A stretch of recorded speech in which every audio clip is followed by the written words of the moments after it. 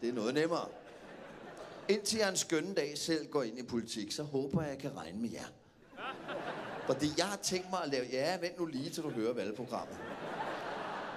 For jeg mener selv, jeg har tænkt mig at lave de vigtige ting om. Dem, der forsøder tilværelsen for os alle sammen. Det kan godt være, at I synes, det lyder som bagateller, men prøv lige at gå hjem og sove på det en gang. Hvis I stemmer på mig, så lover jeg, at det første, jeg gør, det er, at jeg lancerer et Dracula-bolsje, der smager stærkt hele vejen igennem. Og ikke bare i 2 sekunder. Ja, præcis. For Dracula-bolsjer er gode, når man får dem ind i munden, og så smager de af loft 2 sekunder efter. Det er slikindustriens svar på narfjappe. Den er ikke længere. Jamen, jeg spiser Dracula-bolsjer sådan her.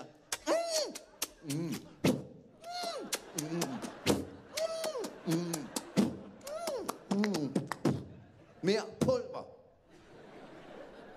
Nej, Anders, det duer ikke, så får folk ondt i mausen og forhøjet blodtryk. Jeg vil skide på, om jeg falder om og dør bare. Jeg vrinsker samtidig. Jeg skal nok selv spytte mit bolsje ud, når det bliver for stærkt. Mere pulver per omgående. Og det kan sagtens lade sig gøre. Kan I ikke huske det der ammoniumklorid, de havde i fysiklokalet, der var små? Nogle gange kunne man lige overtale vikaren til at få lov at smage et fingerdøb. Mere! Nej, dreng, nu stiller vi den op på hylden. Det er faktisk farligt. Nej, det er det faktisk ikke. Jeg stjal den krukke med hjem i juleferien, ikke? Kigger ud af den med en teske og bevares. Min røv havde tinnitus 3 uger efter.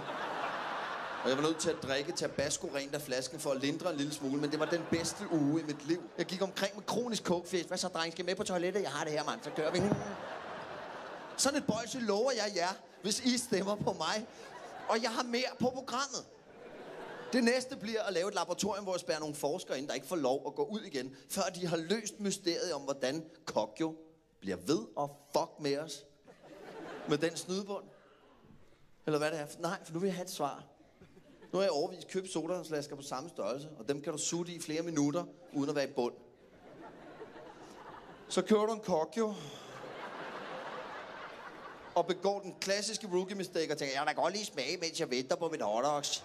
Det er klart, jeg skal lige spare lidt, for jeg har også en frikadelle-sandwich på vej. Men hvis jeg nu spidser munden, jeg døber tungen, så bare lige se, hvad det smager af. Slam sådan tom. Jeg ved ikke, hvordan de gør, men jeg agter at komme til bunds i det.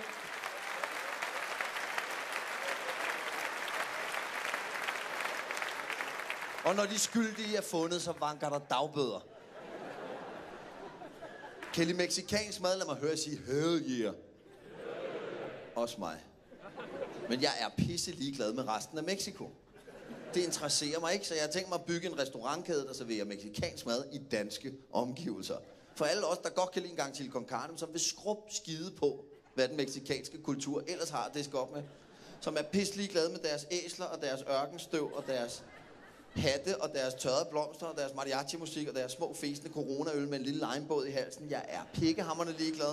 Jeg skal bare have halsbrand. Kan man få det ved en rød og hvidternet dug med nogle juleplatter på væggen og en lille vikinghjelm på? Er det for meget at bede om?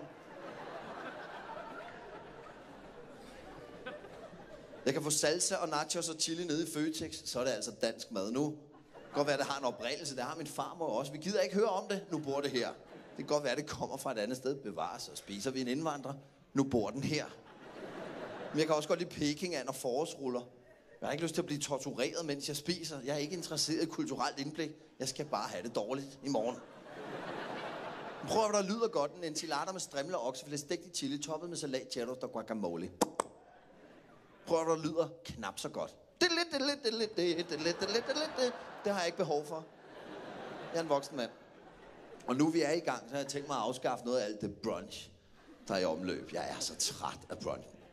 Men misforstår mig ikke, jeg spiser det, hvis der ikke er andet. Og det er der ikke. Men det der med at skulle dyrke brunch, som om det er en begivenhed, så på torsdag, så skal vi rigtig ud og brunche. Nogle folk, der også stadig spiller bowling, der ikke har indset, at vi lever i år 2009. Skal vi også gå ud og synge karaoke? Hvad fanden fejler du? Går du med digital ur også? Hvad er der i vejen med dig? Det er overstået. Det er kun alle de der nybagte forældre, der stadig dyrker det som ugens eventyr. Ugens højdepunkt. Ned til caféen på torvet og spærrer for hele lortet med alle deres barnevogne. De har siddet og kukkelurer i deres lejlighed hele ugen, og endelig har de våget sig ud af grotterne. Man kan se, de er helt solblændede og mystificeret over at være udendørs. Hvad er det, vi gør, Karsten? Nej, du godeste. Vi spiser morgenmad op ad dagen. Jeg vidste, om det er lovligt. Nej, se, hvad de har lavet. De har viklet parmaskinke rundt om en melon. Det er da utroligt, at kommunen ikke skrider ind. Sikke en fantasi, det er det rene Ragnarok. Nej, se, Carsten, de har bagt en tomat i ovnen med basilikum på toppen. Skal det nu være morgenmad? Jeg er rystet, men jeg kan lide det. Nej, se, stjernefrugter, hvad skatter du? Bjerres, det var det mest fantastiske. Jeg må straks ringe til Marianne og berette om, hvad jeg har oplevet. Nej, pandekager, de er stablet i en stak.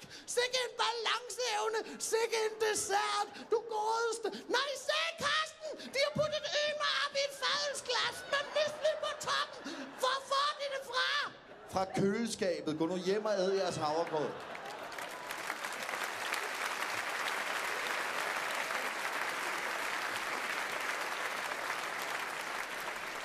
Det var sjovt for 15 år siden. Nu har vi smagt pandekage med sirup, der har ligget oven på røget laks. Så festligt er det heller ikke. Men det er det brunch er et svensk ord, der betyder en dynge lort på for lille tallerken. Og jeg er trip-trap-træt af brunch. Og hvis I stemmer på mig, så siger jeg fuck brunch. Jeg giver jer munch. Morgenmad og aftensmad i et. Med dister med guldkorn. Et eller andet nyt skal der ske. Og jeg siger ikke, brunch bliver ulovligt. Jeg siger bare, der skal indføres nogle alternativer til en fyr som mig, der bare gerne vil have et blødkogt æg og en spandauer. Por favores. Men det kan jeg jo ikke få. Så skal jeg starte slæden op og finde en monark uden for byen. Fordi alle caféerne skal have det samme lort på programmet. De strømligner deres udvalg. Igen for, at vi skal have noget at vende tilbage til. Noget at være trygge ved. Noget, der er, som det altid har været. Og det virker. Vi ved jo, hvad de her caféer har. De har menukort. Det behøver de jo ikke. Vi ved godt, hvad de har. De har brunch. De har nachos. De har club sandwich. De har cafébøger. De har kyllingbøger. De har chili con carne. De har karrysuppe, og så har de en lille fesen pastaret med noget perlehanebryst og noget soltør og tomatpesto, ikke? Jamen, du ser jo aldrig menukort, der står hornulemørbrad. Sådan en café laver jeg, hvor du ikke kan regne med en skid. Og den skal ikke hedde et eller andet sådan noget Victor, eller Desiree, eller et eller andet lille Oscar. Den skal hedde Café Sjask i Havmåen, så går det for sig herinde, mand. Hold kæft, hvor vi spiser meget lækker mad. Gulvene er dejlige planke, farverne på væggen er diskrete, de er flotte, uden at være drillsyge. Her kan du sidde i fred og ro og spise et dejligt måltid mad. Koster det? Selvfølgelig koster det lidt, men det er ikke så dyrt, du ikke har råd til det. Velkommen til. Det skal være verdens længste navn. Du må kun få mad, hvis du siger hele navnet på caféen. Skiltet med navnet skal gå helt ned over døren, så du skal danse limbo for at komme ind på. Og når du først er kommet ind, så kan du ikke regne med en skid. For jeg står på disken og holder øje med, at intet går, som det plejer. Hej, nu skal jeg have en kaffe latte. Nej, der tager du fejl. Hvorfor? Ved jeg ikke, fordi det er onsdag, og du er grim. Du kan få en spunk. Og så er der honningmælk på termokanden, og ellers skal du få den her tennisbold tyret lige i fjeset. Det er de 3 ting, jeg har. Og der er rucola i det hele, forstår du? Rucola. Jamen, det putter de jo alle ting på de her caféer. Det er blevet deres lille trylleurt, der kan redde alting, ikke? Skal du ikke have rucola? Nej, det er en cola light. Du skal da have rucola. Nej, det skal jeg ikke. Der er én ting, der skal have rucola, og det er skraldespand. Det smager, som om man er faldet, det lort, ikke? Send det hjem.